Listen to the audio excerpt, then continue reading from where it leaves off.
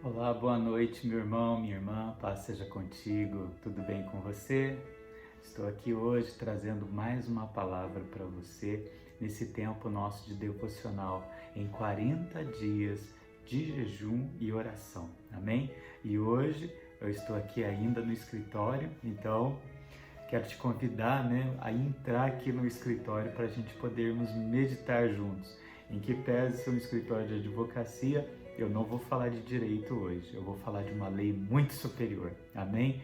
A palavra de Deus. E me dá muito orgulho de dizer isso, porque eu creio que a palavra de Deus é uma lei muito superior às leis dos homens.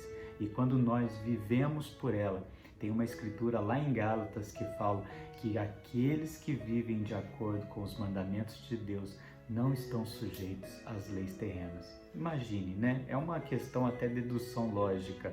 Se a Bíblia fala se você somente pensar, você já cometeu um determinado ato, imagine quando seria possível você incorrer num ato que fosse, naturalmente, né? Nas leis seculares.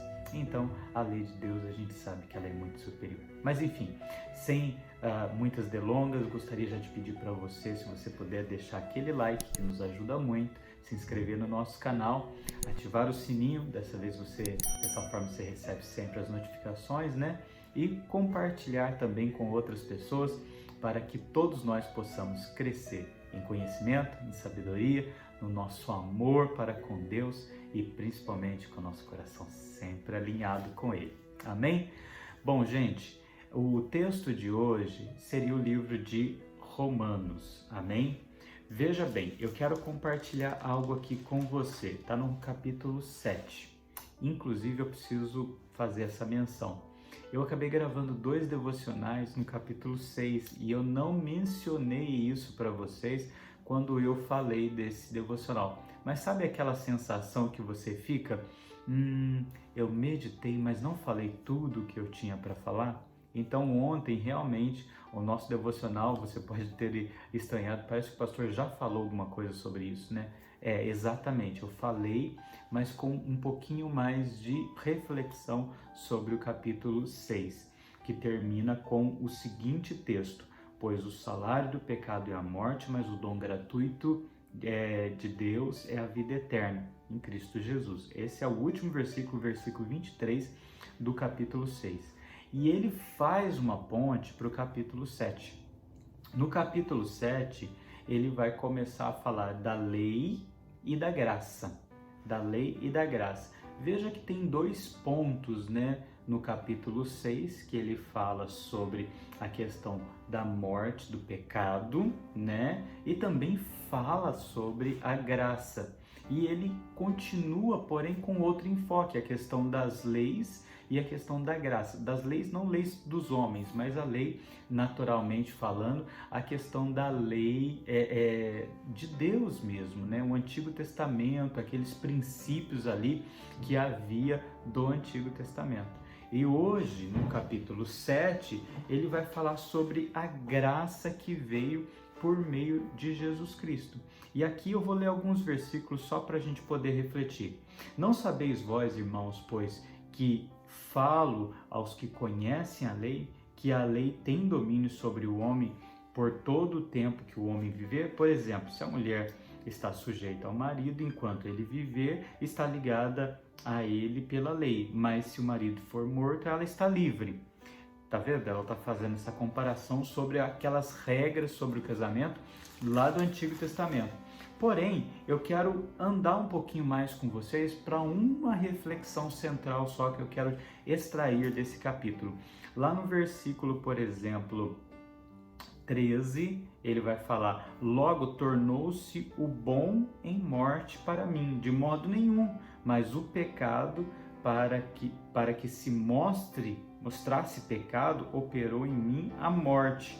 Pelo mandamento, o pecado se fizesse excessivamente maligno. Em outras palavras, a lei determinou o pecado. Versículo 15, ele vai falar: o que eu faço, não entendo, pois o que eu quero, isso eu não faço, mas o que eu não quero, isso faço. E no final, versículo 24, Miserável homem que sou, quem me livrará do corpo da morte? Dou graças a Deus por Cristo Jesus, nosso Senhor, de sorte que com entendimento sirvo a lei de Deus, mas com a carne a lei do pecado. Gente, o apóstolo Pedro, ele já falava que o apóstolo Paulo, ele escrevia coisas que às vezes era de difícil compreensão. E quando nós lemos dessa forma, rapidamente, veja, às vezes a gente não pega o cerne do que ele está querendo dizer. E às vezes nos é necessário recorrermos a outros textos bíblicos. Para você entender esse capítulo 7, eu gostaria até de pedir para que você lesse ele todo. Você vai perceber que quando ele diz eu faço o que eu não quero, o que eu quero não é o que eu faço, e muitas vezes ele fala do pecado desta forma na carne, porque ele diz sobre os desejos que em nós operam. Lá no livro de Tiago, ele também traz essa perspectiva para nós. Os desejos que nós possuímos no nosso corpo, muitas vezes eles são tendenciosos e nos leva a cometermos pecados e ficarmos escravizados. Por quê? Porque o pecado que nós opera, muitas vezes, ele nos opera por causa de desejos desenfreados que nós temos. Então, o domínio próprio, que é um fruto do Espírito, ele deve ser uma característica de uma pessoa alinhada com o céu. E quando você olha para esse texto, que você vê Paulo falando o que eu quero fazer eu não faço, mas o que eu faço não é o que eu quero fazer, você deve entender que existe sim uma guerra. E inclusive Paulo fala sobre isso. Essa guerra ela opera como?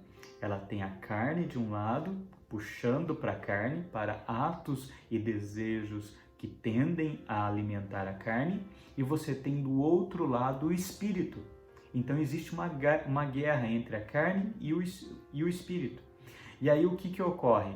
Você vai ficar o tempo todo. Se você seguir desejos da carne, você vai acabar indo para o pecado, tendendo para o pecado. Mas se você seguir as inclinações do espírito, e muitas vezes ela é uma guerra, você vai ter que contradizer a carne, você vai ter que se esmurrar, você vai ter que falar não para muitas coisas, você então estará morrendo para a carne. Mas aí fica mais claro para você entender o que eu quero não é o que eu faço, mas o que eu faço não é o que eu quero. E muitas vezes isso é necessário para que nós possamos crescer em Cristo Jesus. E eu quero encerrar esse devocional de hoje com uma ilustração.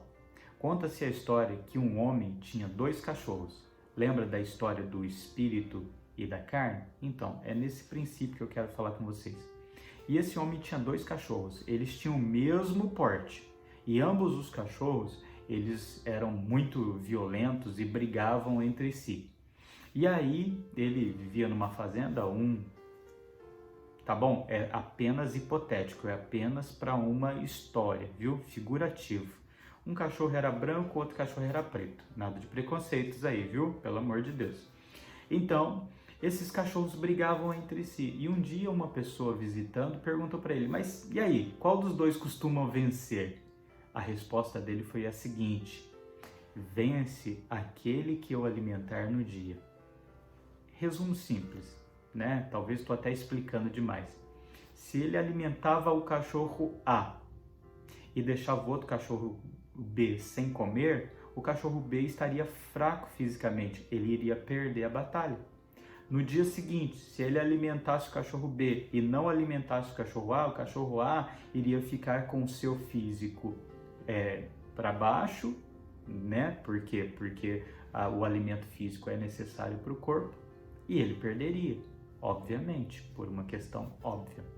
Em outras palavras, vou trazer isso agora para a nossa analogia. Nós tínhamos a carne, nós tínhamos o espírito. Quem que vence essa batalha no final, pastor? Bom, a Bíblia fala que o espírito está sempre pronto, né?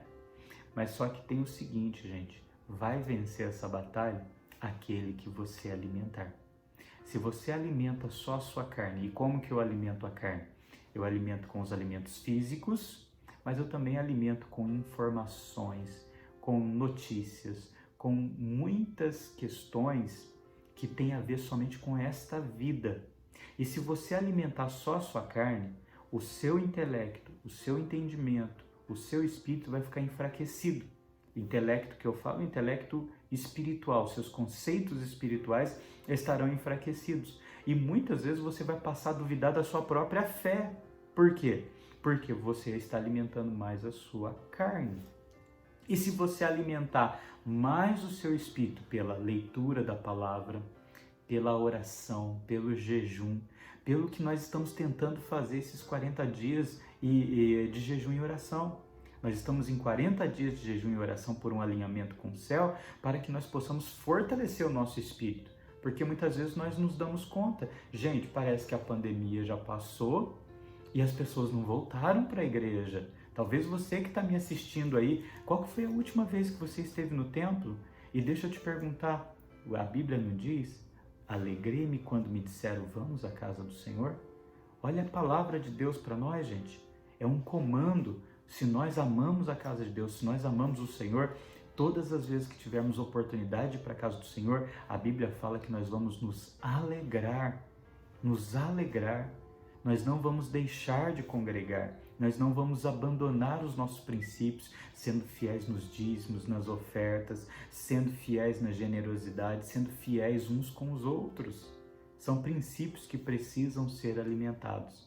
E nós precisamos, às vezes, nos confrontar. Qual que nós estamos alimentando mais? Nós estamos alimentando mais a nossa carne, com as nossas informações, com coisas boas e importantes, mas que dizem respeito só a essa vida? Ou eu estou me alimentando do Espírito, da palavra, na oração, no jejum, continuando, perseverando nestas coisas? Amém? Então eu queria deixar essa palavra para você, para sua reflexão, que você possa ter um dia amanhã super abençoado, um restinho de noite também cheio da graça do Pai. Amém? E até o nosso próximo vídeo, então, que Deus te abençoe. Um abraço, gente. Fiquem com Deus. Tchau.